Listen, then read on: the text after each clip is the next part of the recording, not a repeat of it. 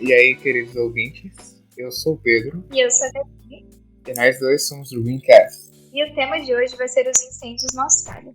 A gente vai falar sobre como começou, desde quando começou, melhor dito, as consequências que esses incêndios estão tendo nas espécies animais. Falar também do impacto ambiental que está tendo, como o aquecimento global contribuiu para que esses incêndios crescessem cada vez mais, maneiras que vocês podem ajudar, o que pessoas estão fazendo para poder acabar com isso, as políticas da Austrália para acabar com isso mesmo. E é isso. Vocês que estão escutando esse podcast provavelmente ouviram muito falar dos incêndios que estavam tendo na Austrália, porque é um tema que bombou no começo desse ano.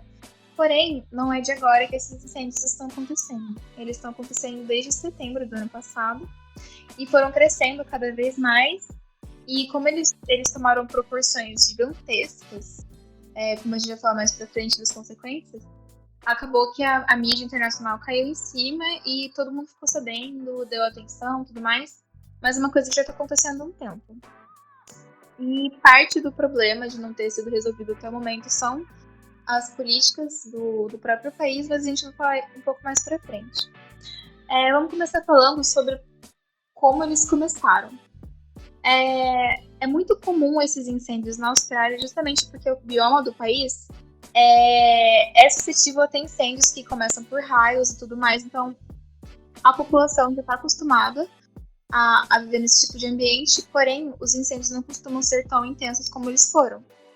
E uma outra coisa que ajuda também é porque a Austrália ela está passando por um período de seca que vai fazer 3 anos. Então, não chove, as temperaturas estão cada vez mais altas, também por conta do aquecimento global, o que ajuda com que os incêndios, que já são normais, do que não acontece, por exemplo, teve o incêndio na Amazônia, aqui no nosso caso, no nosso país, e não pode ser comparado, porque o incêndio aqui foi proposital. E lá, apesar de ter uma pequena parcela de incêndio causado por ação humana, a grande maioria são incêndios naturais mesmo.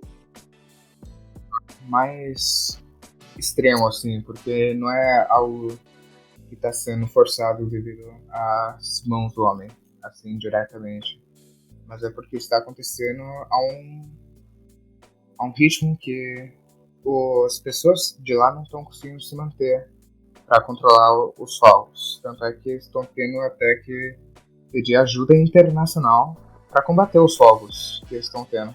Exatamente. Não quer dizer que deixe de ser ação do homem, porque o aquecimento global, que é causado pelo homem, é um dos principais fatores, mas não existe alguém que vai lá e coloca fogo propositalmente, né? É uma coisa que está acontecendo e ninguém iniciou isso. Um efeito secundário do aquecimento global. Exatamente. Mas o fato de não ser proposital da ação humana é porque na Austrália eles têm políticas ambientais que se chamam negacionistas. Porque o primeiro-ministro, inclusive, ele foi duramente criticado, ele tentou tirar foto com voluntários que estavam trabalhando lá para extinguir os incêndios, e os voluntários se recusaram a apertar a mão dele, se recusaram a tirar foto, porque falaram que ele era uma vergonha, porque ele tem políticas realmente negacionistas. O fato de ter os incêndios desde setembro e as pessoas começarem a dar atenção só em janeiro desse ano, porque a situação estava muito feia, foi justamente porque ele não deu atenção antes por falar que era uma coisa natural, que acontece mesmo, e taranã. Só que ao mesmo tempo que é natural e acontece mesmo, a Austrália ela tem, eu acho, o maior índice de emissão de gás carbônico. E apesar de querer entrar em diversos acordos para diminuir esse índice de emissão, eles não cumprem com o que é combinado. Então, assim, os índices são muito altos de emissão de gás carbônico e os ativistas, os ambientalistas, eles pedem que o governo se pronuncie, que faça alguma coisa, e o primeiro-ministro ele simplesmente nega. Então, as políticas ambientais, já por serem negacionistas, foram negligentes com a situação. Então, chegou nesse ponto também por conta da ação humana. Gostaria de adicionar também um negócio bem interessante que eu cheguei a ver. E é que, enquanto em realidade os incêndios estão acontecendo é normal acontecer ter esses períodos de secas e tudo mais. Uhum. O que está acontecendo é que os efeitos dessas secas, desses incêndios que normalmente eram naturais, está sendo exacerbado a um pace extremo, basicamente. Isto é, os períodos de queimada naturais da Austrália estão se estendendo muito mais do que o normal, devido à seca, devido ao aumento na temperatura geral e diversos outros fatores que vão se acumulando com uma bola de neve. Sim. Um outro negócio que eu achei muito triste, porque realmente é triste você saber da quantidade de animais que morreram nesses incêndios. Nossa, foram muitos mesmo. Sim, milhões. E se a gente contar os insetos também, o número pula para pelo menos 1 bilhão de animais que foram mortos, segundo as pesquisas. Sim.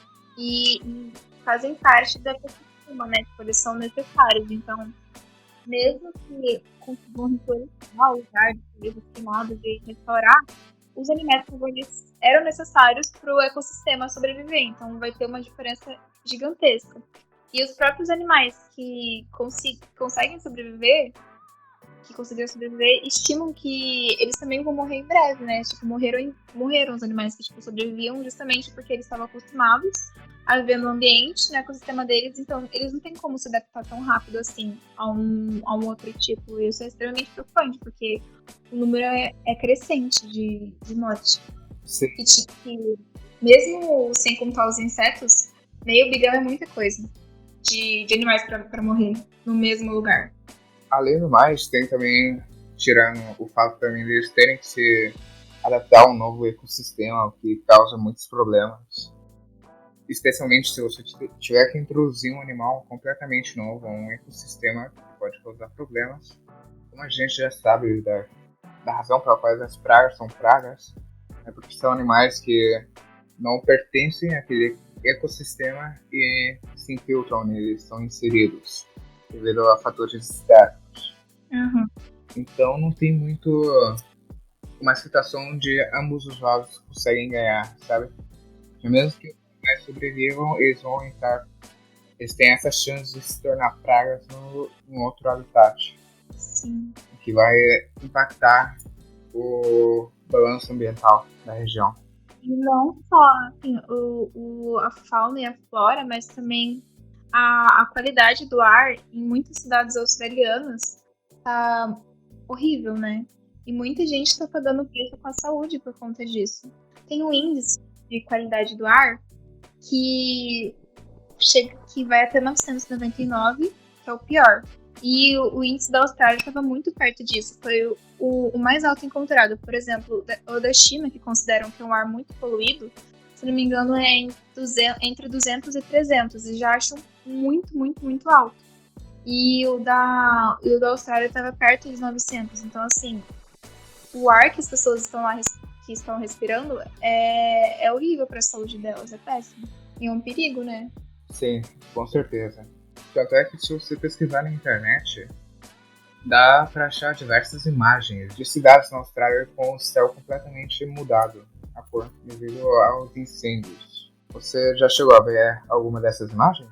Eu vi e fiquei horrorizada. Inclusive, você consegue ver imagens até dos animais morrendo, né? Tipo, viralizou um vídeo de um koala que estava sofrendo muito e uma das voluntárias tentou ajudar, mas dando água para ele, mas já sabia que ele ia morrer, porque alguns animais, tipo cangurus, aqueles que são mais ágeis, até conseguem sobreviver aos incêndios que correm quando vê o que está acontecendo, porém depois também acabam morrendo por falta de alimento, por falta de água. Mas os koalas, por exemplo, os que não são ágeis, a maioria morre queimado, intoxicado, então assim, é bem triste. São imagens muito tocantes. É um problemão, que realmente não tem muitas soluções que a gente aqui no Brasil tenha como ajudar diretamente. Sim, mas muitos voluntários têm porque assim, foram, se não me engano, o Canadá enviou voluntários, Sim. bombeiros, e vários outros países mandaram também, porque os bombeiros da Austrália não estavam dando conta, eram muitos focos de incêndio. E tanto é que depois também os militares começaram a ajudar, não só os bombeiros. E não dando conta ainda, muitas pessoas, assim, civis mesmo, começaram a ajudar, né, a combater as chamas, ou então a salvar os animais. E teve gente que morreu também. Se eu não me engano, tiveram cerca de 27 mortes. Teve também inúmeros casos que foram queimados e várias pessoas que se tornaram moradores de rua devido à falta de lugares para morar. Sim. Houve uma perda não somente da fauna extrema, mas também perdas materiais que vão afetar diversas famílias de lá. Entretanto, eu acho que é também legal falar nessa reta final do podcast sobre as formas com a qual você vai poder ajudar, com a qual você, que é proativo, ouvinte proativo, que quer ajudar as pessoas, independente de onde elas estão, ajudar as pessoas que ajudar nos esforços para controlar os fogos. E o que você pode fazer é ir para diversos sites de doações para fazer uma doação mesmo pequena para ajudar no combate. A Cruz Vermelha está recebendo doações já faz um tempo para ajudar no controle dos fogos. Tem também, deixa eu puxar o link aqui para eu poder falar para vocês muito melhor. E é importante, né, as pessoas se conscientizarem enquanto você busca o link. Porque parece um problema distante, mas ele está muito perto. Os especialistas eles estimaram que a fumaça ia dar a volta ao redor da Terra e realmente foi o que aconteceu. E não é só porque está acontecendo tipo, relativamente longe, em outro continente, que não vai afetar a gente, porque o aquecimento global ele não é tipo, focado apenas em um local, né? Então tem que refletir bastante sobre isso também, tipo, o que a gente pode fazer para ajudar nisso. Nesse mundo interconectado nosso, o que acontece em Pequim afeta o pessoal em São Paulo. É o que a gente não consegue realmente escapar dele. E eu puxei aqui os links e dá para você doar. Tem os serviços voluntários dos estados de lá. No caso, a gente não vou falar deles porque é algo mais para os locais. Só que dá para doar para o Exército da Salvação, o Blaze aí. Food Bank também é outro que está ajudando as pessoas de lá a lidar com os efeitos secundários dos focos, isto é, a parte da alimentação, comida, moradia. E The Bendigo Bank também está fazendo um apelo para receber doações para ajudar lá. Então, se você quer ajudar as pessoas de lá, busque algum desses recursos para fazer uma doação. Se você está vendo isso pelo YouTube, nós iremos deixar os links todos na descrição. Sim. E eu acho que com isso o assunto de hoje vai ficar por aqui. Fique ligado em futuros podcasts para outros assuntos em relação ao meio ambiente ou coisas relacionadas a ele. E fiquem atentos aos próximos episódios. Um abraço e até a próxima. Até a próxima.